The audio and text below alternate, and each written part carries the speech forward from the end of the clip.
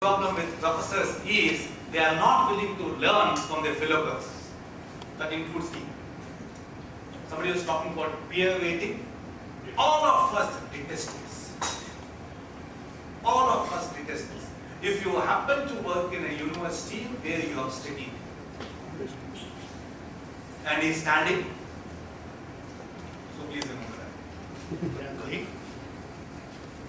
And my industry friends, Sarah, and Mr. Reddy, and Mr. Ji, and my mentor, Professor Pritam Singh, the fraternity from academia, Venkataraman, and his colleagues. So I must thank you for giving me the opportunity to stand before you and share some of my few thoughts about the challenges of managing these school issues and perspectives. I would feel that you have made a good beginning, which has already been mentioned by many of the speakers in the morning.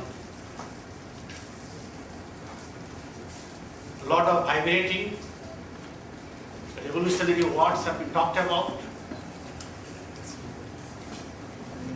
I believe this vibration must take into a shape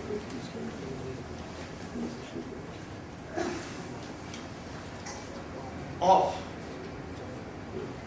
an eruption, and that eruption will change the structure that has been proposed or that has been narrated by Professor Singh in the morning, Professor Pritam Singh in the morning, that we want to build a new church, we want to build a new mosque, we want to build a new temple. Education institutions are known as temple of learning. We provide education. Education is much beyond skill, much beyond knowledge. It is total development of a person, total development to make him a good human being. And if we can make a person a good human being, wherever we put him, he will get himself adapted. Having said so, now I will start with one small story about Moniuddin Khoja. One day Moniuddin Khoja was standing near a lamppost and he was searching something. The old man was searching something. Then some young persons came to him. He says, Khojaji, what you are searching? The Khojaji says, well, I have lost my keys, and those keys I am searching. Then somebody says, are you sure that you lost your keys here? You are searching his? He said, no. I lost my keys in my home. He's not using the word house. I lost my keys in the home. Then why you are searching here? I am searching here because here is a light. In my home there is no light. So are we searching the key where there is a light? Whereas we have lost the keys in our homes? And that's the point I would like to ponder in. What are the keys? Are we forgetting the keys which we have inherited and we have lost during the medieval age? In the Indian context, we have lost our glory during the medieval age only. But today I believe, and I see it with a very distinct eyes, that the days of India is coming back. I am not pessimistic like others. I see it. I see it with a very, very microscopic eyes. There are a lot of things happening. A lot of good things have been happening. We are producing today from 100 billionaire to 10,000 plus billionaire in our country. That's one side. On the flip side, who are they? They are all our business entrepreneurs today. Where from they have been? they are all, most of them are all the products of our own educational institution. But the other side of the story is, if you look at our population, still today 26% of our population lives below the poverty line. Popularly known as BPL. 26%. And those figures are not changing. That means those who are earning below $10 per month, not getting both square meal. Now we have that responsibility as a management institution to bring back economic change. To me, that's a great challenge which we have got. My directors, our teams, proprietors of management schools, the government, the policy makers must sit together and see that what can be done. Young populations we have got. A lot of things have been talked about, that we must produce our students with a global mindset, having the capability to work locally. So the popular word, or Pradhan Singh ji coined once, it's a broker. So that means our syllabus, our curriculum, our approaches, our projects, our assignments should be embedded, should be ingredient in such a way that it teaches the students how to work in a team. Not just to submit a project by doing by themselves. So inculcating the team spirit, avoiding the team as a whole, not individuals, the getting back requires to be looked into very seriously. And those aspects have already been covered by my previous speaker, so I would not like to dwell with those aspects. But certainly I would like to come back here. Now, if you look at globally, where our manpower would like to send, we would like to provide, having our strength in providing the manpower. Now, on one hand, we like to give them the contextual knowledge, so international exposure, international thinking, global thinking, the country-specific problem thinking, and so on and so forth is one aspect. But the second aspect, when you talk about acting locally, we are also to sensitize our students about our local problems. So in this context, if we just look at today's bottom line of the business, my friends from the industry, very, very candid way, they are giving their own experiences and own exposures. But I would like to add one or 2 points with them, that the bottom line of the business has been changing. It is not the profit maximization or cost minimization. What we teach in our management schools, everything what we teach boils down to how to maximize the profit or how to minimize the profit. How to manage the transactions, how to accumulate the transactions, and what are the best way of making the transactions effective. Whether it's marketing transactions, whether it's financial transactions, whether it's human resource transactions, and so on and so forth. In one sentences, all management education, we can club there that it is the profit maximization and cost minimization. But is it that bottom line of the business today? What is the revolution that we will be looking forward? I think we have to see that the bottom line of the business are not that only the management of transactions. We have to have the concern for environment and ecology. We have to have the concern for social activism, social actions. I think we are discussing one day, on our board meeting of the All India Council of Technical Education, and we are discussing that how these social actions can be brought into in the mind of the student, so that having the mindset of the global, they can also act locally. The social activism, social action, corporate social responsibility, how it can be brought into, made embedded ingredient in the mind of the students. In the new economy institutions, if you look at today, majority of the boys and the girls are the products of the management institutions.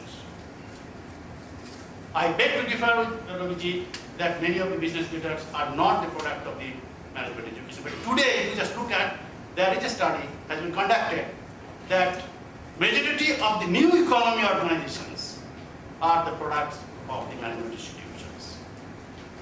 Bringing laurels, bringing changes, bringing process changes, new area of activity and so on and so forth.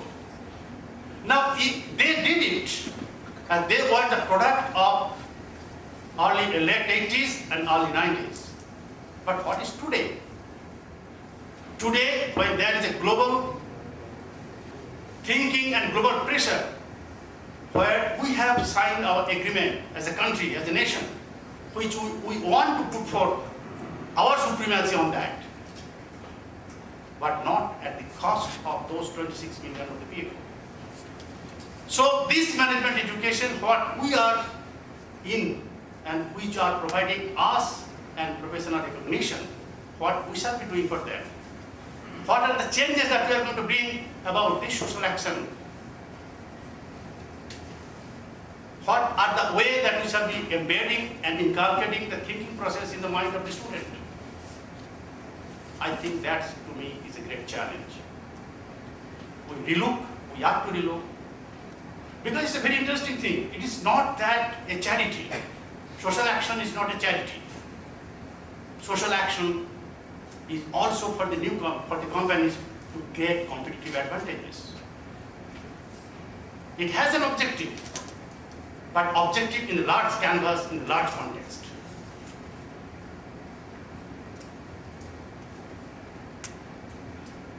Now, if we just look at what is GDP, all said and done. GDP, the way it is being calculated is nothing but the number of transactions that takes place. That is the way the money or the economy rotates. Now, how do we make those transactions much larger in our rural areas, where most of the BPL persons are living in? What our new business organization must do, they are to do it, they are bound to do it in terms of their own survival. Urban markets are getting more and more saturated. In our Indian context, we are looking for our export market. But what happens to our internal market? When this urban market are getting saturated, now there are no other alternative but to look for new markets, new virgin markets. Now, how to create those new virgin markets? By creating the purchasing power of the people of the rural areas. Now, how do you do it? And that's the corporate social actions. And there are many beautiful cases that are coming up now, where it has been seen that how beautifully the corporates are enhancing their product in the rural areas or enhancing their market share in the rural areas. The way they are just making the purchasing power of the people to be enhanced.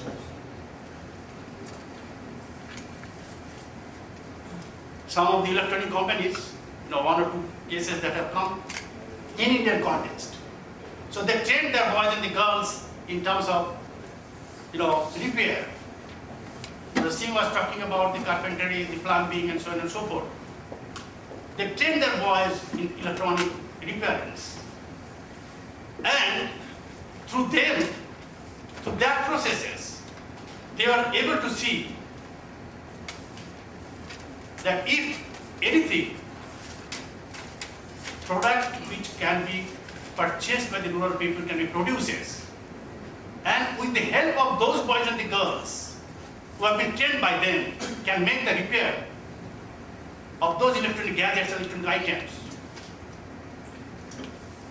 So the purchase of those electronic items or electronic gadgets can be made with very trust and with very credibility.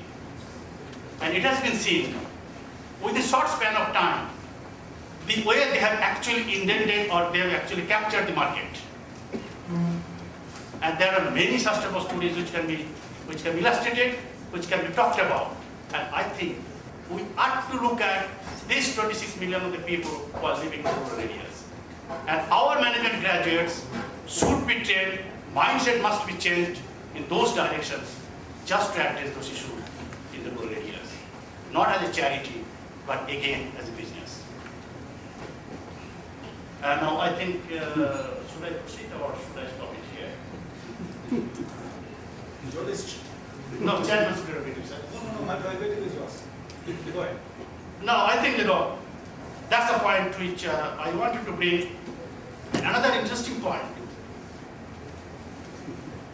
So, in a nutshell, what I'm trying to say that in our curriculum, in our teaching pedagogy, the things must be incorporated in such a way that we address the three bottom line of the business. The social action, no doubt the economic activity that has to be there, social action, and the environmental ecological concern. These three things must be kept in mind and must be put together in our curriculum. And I think to me that's a great challenge. And that challenge is that where from we get those teachers to teach them, where from we get those things to be actually translated into action. And that's another problem.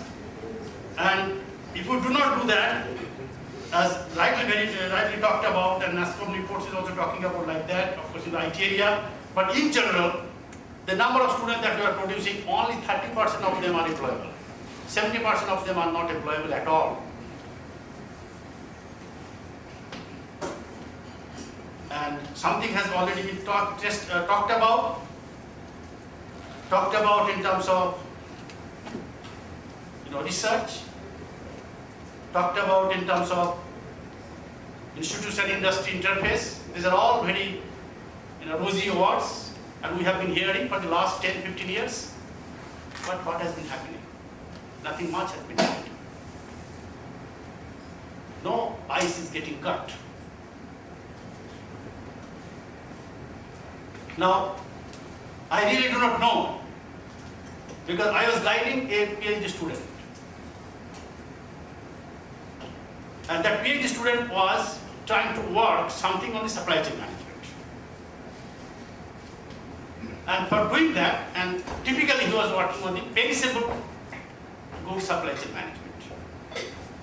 And typically there is one concept known as bullwhip concept. The way down the supply or up the supply, the way the economic order quantity depending upon that it behaves.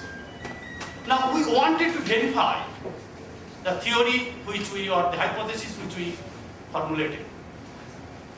And you not believe, being in IIMs we have a lot of connections, no doubt it is.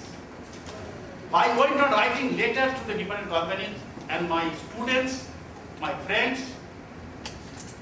They say it's a very, very, very interesting thing, but our corporate policy is that we cannot share those data. And that's another thing. When we talk about management education, we talk about institution-industry interface, we talk about bringing the industry to the forum, we also take those considerations that how to get the real data from the industry. If we do not get that, where from our thinking becomes practical. The management teacher's thinking becomes practical. I had the opportunity to work abroad. And I wanted to, have some data on some manufacturing industries. And you not believe, hardly it took me a day to get all those data. The live, real data. Now, when we are going to change that also, what is that as a management schools collectively, as a forum collectively, we shall do it to get those data so the management research as such can be given a much more boost. Otherwise, what will happen, the research what will be doing, the research will also become theoretical research, a statistical research, an operation-oriented research-oriented research, and so on and so forth. So, as a collectivism, what we are going to do in terms of making this thing to happen, and the research becomes an important parcel of any management school, whether it is run by the government or whether it is run by the private entrepreneurs.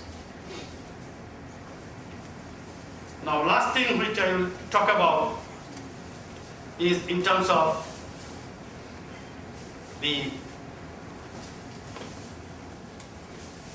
deans and directors' role, the challenging role, who are working in the private management institution.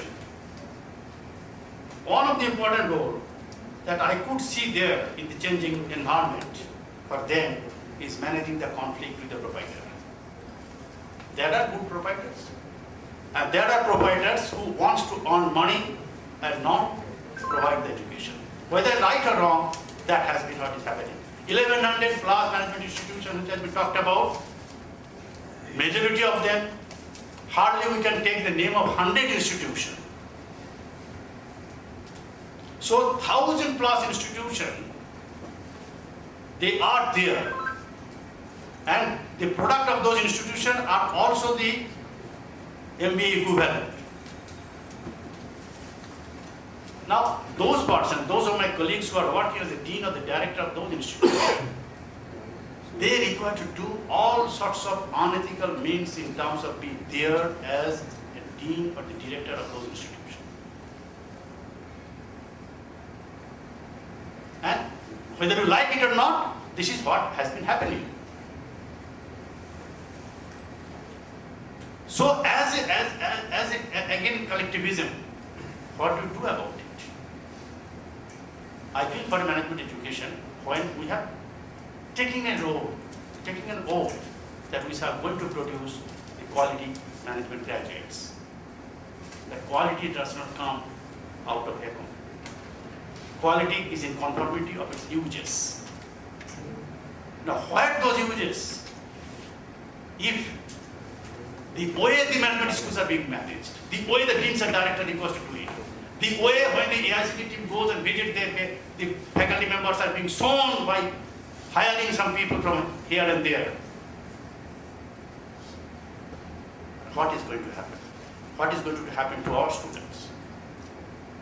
And this is another issue which I wanted to flag. And I think through this process, why I flagged it? Because through this process, if we go on discussing it, there will be perturbation, there will be change. And unless until there is a perturbation, no change can take place. And with these three feelings, curriculum change, making it tuned to our local needs.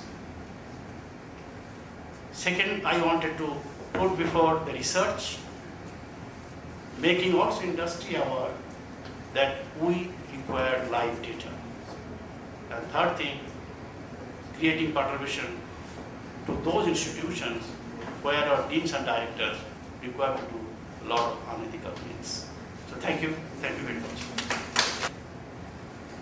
Professor Mishraji. And what I propose to do is, after Professor Mishraji comes, we'll take only 5 to 6 minutes. I think you should have a vote. Whole purpose is not to put you on the presentation. If you have any questions, any issues to be raised, please raise it. At least they can be heard. Because unless you hear a problem, you cannot find a solution. So, after Professor Mishra finishes, you can spend as long as time as you want in raising issues. Right? Till you feel hungry.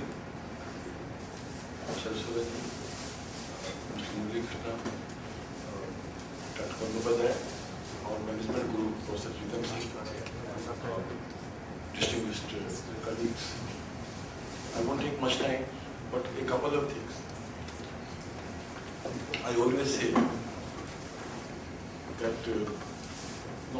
what kind of people we are producing?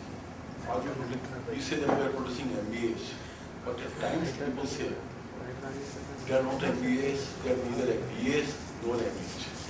And I think there is a lot of subtlety to that, because good MBAs are better than MBAs, I believe, and then our management guru was saying, I was going through the recent issue of The Economist, and now they are taking with the great premium graduates from Oxford and Cambridge. And they say that these arts graduates are better. That's what I mean. This one segment may not be right or wrong. Another very important thing is that as we told and we have been talking, are we really producing managers? At times you say that we are not producing managers, we are producing damagers. A couple of other things. At our level, we believe that MBA is only examination, going to the classroom, preparing a timetable, and going through those activities. But what does go into that? I would say that management education with my Guruji here and what has been told, all they are respected people. I think we have to have learning, and if we can't learn at this point of our life, I don't think we can be beyond learning. It's a continuum. But we think management education, the whole game is PR, which is a time-bound specific activity. We are not in industry. So we sit with industries, but we are not an industry. It's a continuous kind of thing. It's a continuum is there. And maybe that you come to the school now, and I come as teacher, somebody comes as a student, but lifelong we have to work like that. That's what I can learn from something I have been seeing for the last 40 years. He has given all his life to that. Maybe Dr. Bandyopadhyay, I'm sorry. Then we see our role. I was talking to Dr. Pritam Singh, as teachers, what are we doing? When we say that we are only coming to exam, I was talking about a moderation board. I am from the Institute of Public Enterprise. The question paper was of finance, and the question was, what is PE ratio? And the moderation board, they thought that since this paper related to the Institute of Public Enterprise, the moderation board gave the full expansion of that, and they made the question as, what do you mean by public enterprise ratio? Since I don't get question paper, and I was there at lesson on insulation, all of them, they stood up and told that, no, we love you and like you, but you never told us. And it was the fact that I never taught what is the public enterprise ratio. We should also ask as teachers, as Professor Pritam Singh told. I think that's a hard warning. And let me tell you, there will be a tsunami. Nobody should think that we are beyond the control of the nature. If you don't perform, you will be washed out and no power on your industry. Mr. Shaksura, Tata, nobody can save the non-performers. We must, I think, be honest, and we must start performing. Also, the kind of games we play, not in OB, the kinds of games we play in doing our job, which I think something which is questionable. With a particular university, there were 30 teachers, and there were under 30 teachers sanctioned for the evening course. And what used to happen was that they would take only 1 or 2 students through entrance test. And this went on for about 8 to 10 years. Then one, I think, management guru came, sir, as the vice chancellor, and he came to know that in this 60 university, in this particular department, with 60 teachers, there is only 1 or 2 students they are passing. And this one student who was an English student was asked to come between 8 and 10 a.m. and there was no work for the teacher. And the first thing that Vice Chancellor did was that he asked those people to come and take the test, and he found that teachers didn't pass. And the thing that was told by Vice Chancellor was that I don't know any such thing, you have to admit 60 students. Professor Pritam Singh told, and I am with him on that, and we should be ashamed of ourselves. Because we have some sense, therefore I am telling you, we should be ashamed. When we think that industry should produce, I don't know why we are not in that forefront. And I personally believe that, okay, quality is important, but quality will also come out of quantity. You can't take, I think, the refuge in saying that, you can't come up. India is a big country, there is a great demand, we have to come up, we have to do extra work. How do we get remunerated? I don't know. There is a guru here, he would have got, I think, crores of rupees, but he decided to be here. And I think compensation became the second thing for him. Any amount of compensation would come to him. I know about Tata, he was with Tata. They would have fallen to his feet, he would have got anything then, and he can get anything now. So, but then he had his own values. These are certain things. I would only, I think, stop with that. Let us have the sense that we are in continuum. Let us bring respect to this profession. It should not be something that people come, grab it, and go away. And we leave, I think, this dirty thing.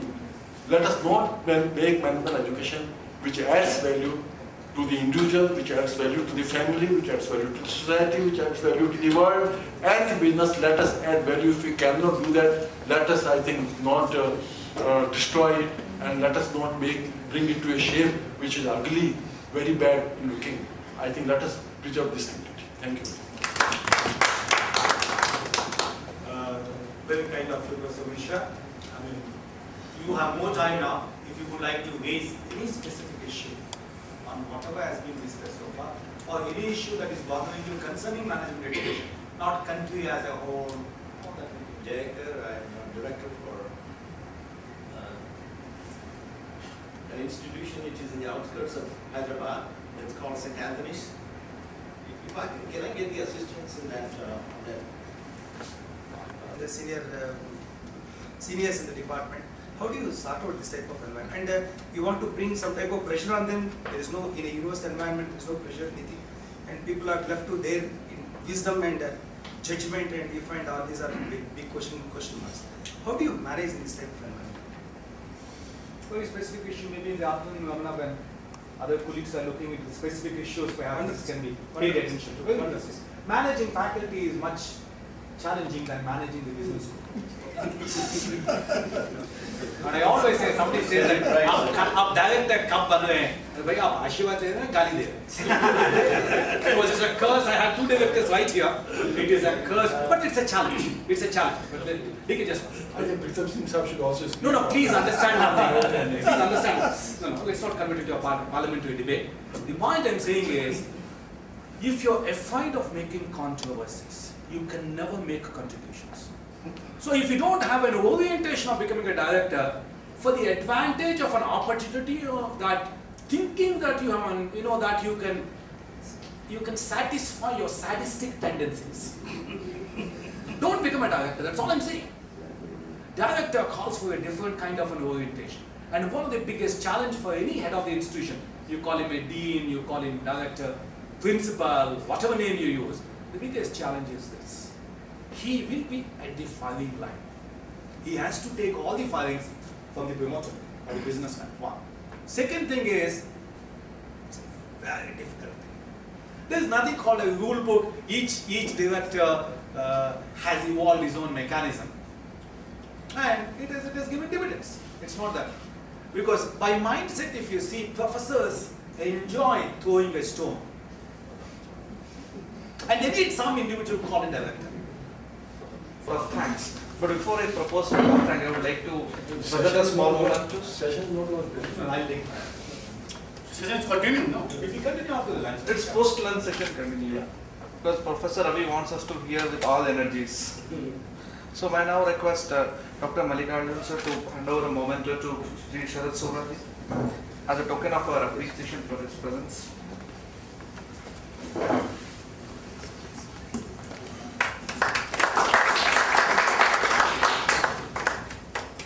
I now request our colleague Dr. Rajshekhar ji to hand over a small memento to Professor Bandopathyay.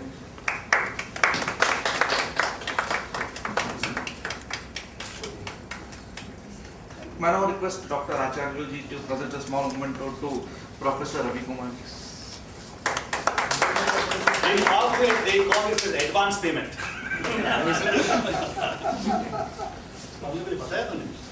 Sri Sharad Surati for sparing his time in spite of a busy schedule and really trying to tell us what actually we should build in our students, and I surely assure you that most of us would go a long way to do that into our students, and we stand up to your expectations.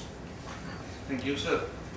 Not least but not the last, I'm sorry, last but not the least, we should thank Professor Ravi Kumar, to on the time, really did his job well and wonderful, sir. We thank and I appreciate your presence here.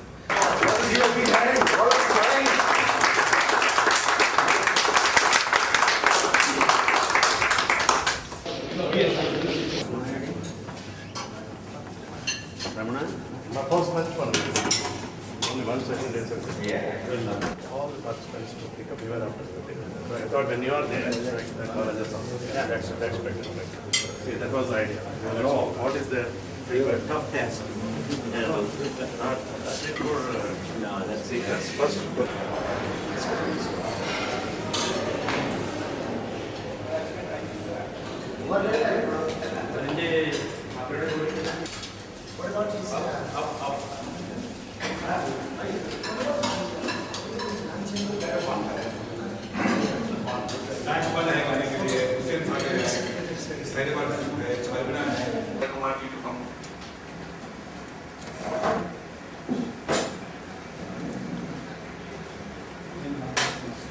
Professor Sharma is the head of the Department of Business Management, Usmania University, a huge department. Since he has to leave, he is speaking with us and move. Professor Rishi and Dr. Sai Kumar, you will be chairing this session. So over to you, sir. Sharma, sir.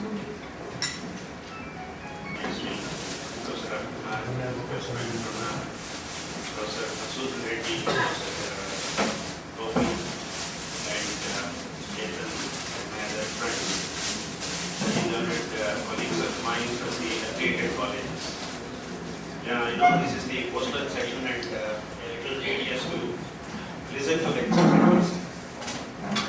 try to make it as simple and as short as possible, of course. Perhaps I would like my team to a very mundane level. I don't want to talk on the philosophical aspects of management schools and management education. I would like to be close to reality first of all. That's the purpose with which I am here. What are the challenges that the universities are facing as far as managing the business schools are concerned? The very first challenge is managing the administration. Whenever I make a proposal, well, in what way your department should be given a preferential treatment when compared to the other departments. Yeah, you try your best. It's difficult to convince the administration because the administration has its own compulsions. In the name of the rules and regulations and procedures, it becomes very, very difficult. Probably you may be convincing the administration, no doubt about it, but they cannot accede to your request. This is the greatest constraint for the administration and the highest challenge for the manager of the department. This is what I am facing right now.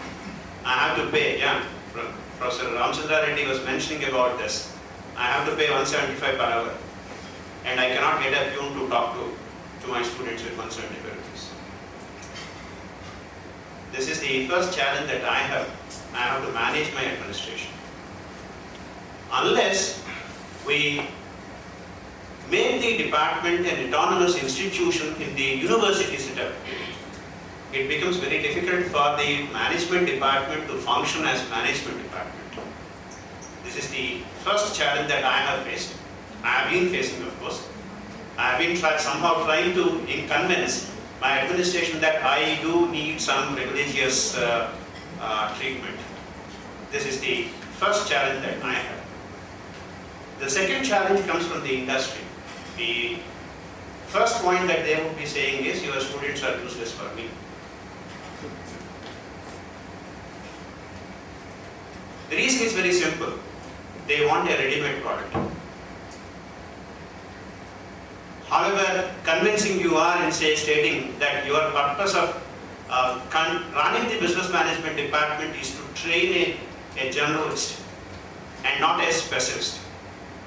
You are not training a particular person for the retail or a particular professional for the healthcare or for hospitality.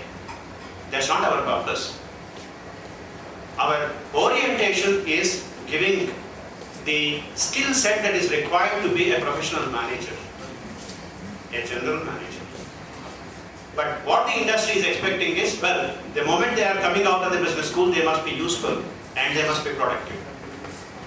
I think this is something more than what is expected of our students, because we are not training them on specificities and they cannot expect it. My only question is, well, if you want a ready-made product from the business schools, what is your contribution to the business school? Did you really make any contribution to the business school so far? What is your collaboration with the business schools? And how far you are ready to collaborate with the business schools or the universities? Don't talk about the IIMs or the national institutions.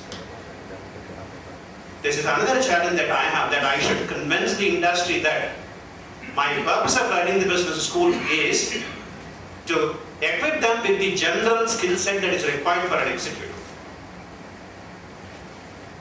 This is another challenge that I have from the industry. Okay, these are the challenges that, as said, I have been facing. The other challenges, of course, I may put them into 4 P's, as marketing people are very, very obsessed with that 4 P set. I have my own 4 P's. The first of all, people. I have challenges from the people. Or at least the university departments have challenge from the people. Maybe the policy maker, maybe the regulator, maybe the administrator, and greatest of all, the faculty. Well, I will not talk about the policy maker and the regulator because it's beyond our scope and control. I will not talk about that. Coming to the faculty, the very first challenge is, well, today there is nothing like span of control and line of control. The academic institutions will not be standing for the authoritative line of control and span of control. And as academicians, well, if I am not the head of the department, probably I would have said the same thing. We are free. And unless there is liberty to be free, we don't want to be chained, we don't want to be controlled. This is the psychological, maybe a mindset that we have. We don't prefer to be controlled by anybody, and the least by the head of the department. Because head is only a 2-year section, and tomorrow after the second year, you are one among us.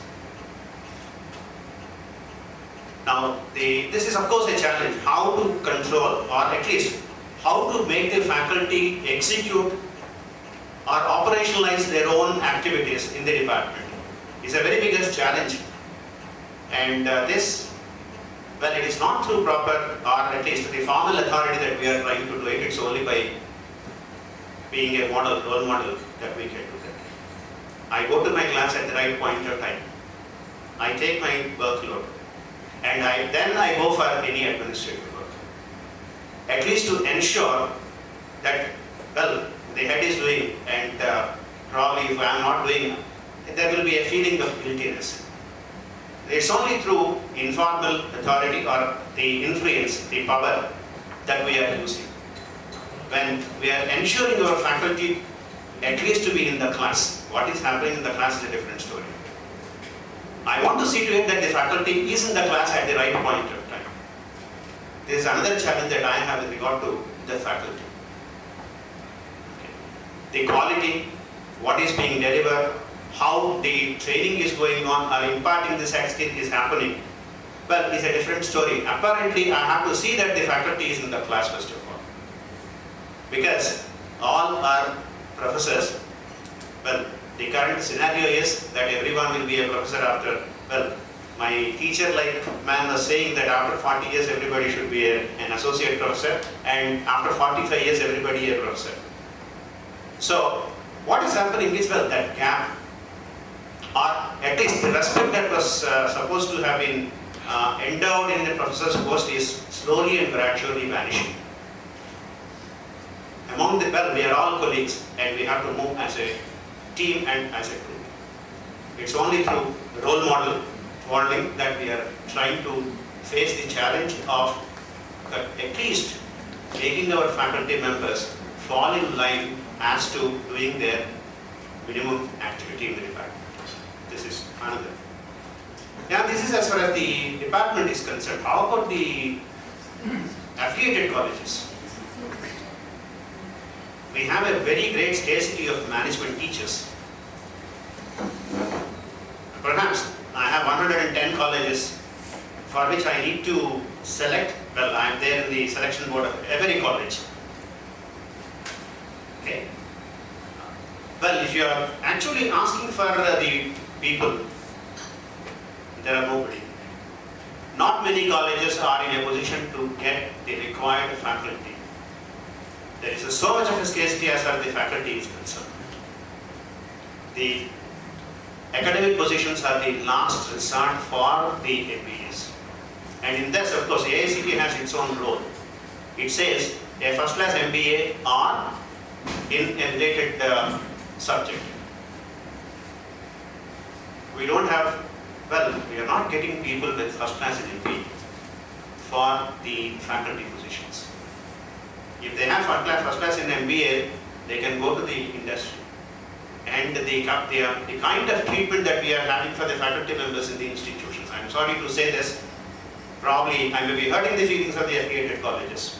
I don't mind doing it now, because we are here only to talk about the facts. How are we really treating the faculty members in our institutions?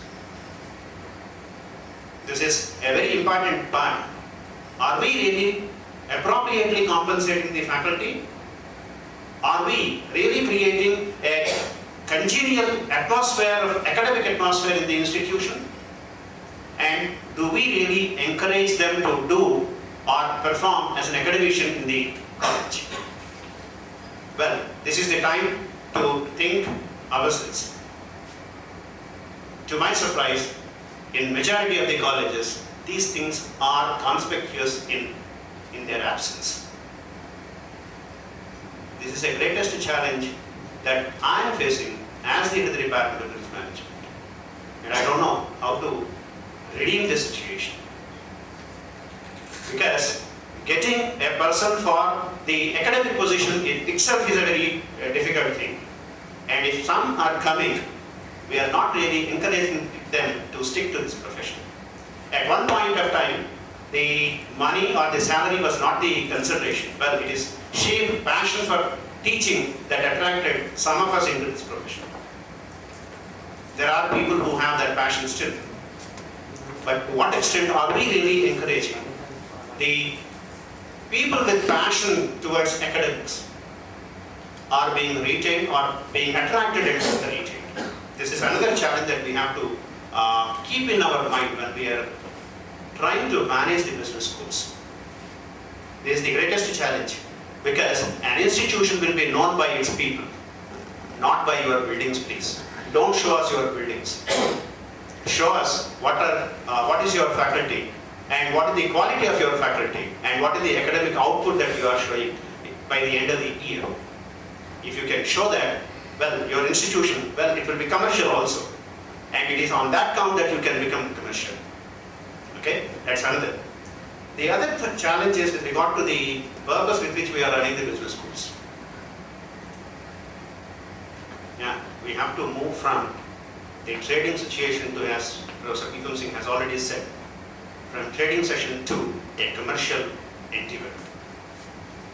We still have majority of the institutions with the trading set of mind, not with commercial set of mind. Are we really delivering the value for the money that is being collected from the students?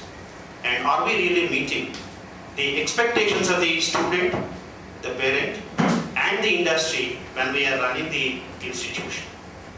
Well, most of the times when we are running the business schools, well, we are charged with the responsibility of creating the human capital that can create opportunities to grow, opportunities for wealth creation. How many of the business schools are really doing that? Are you really enjoying or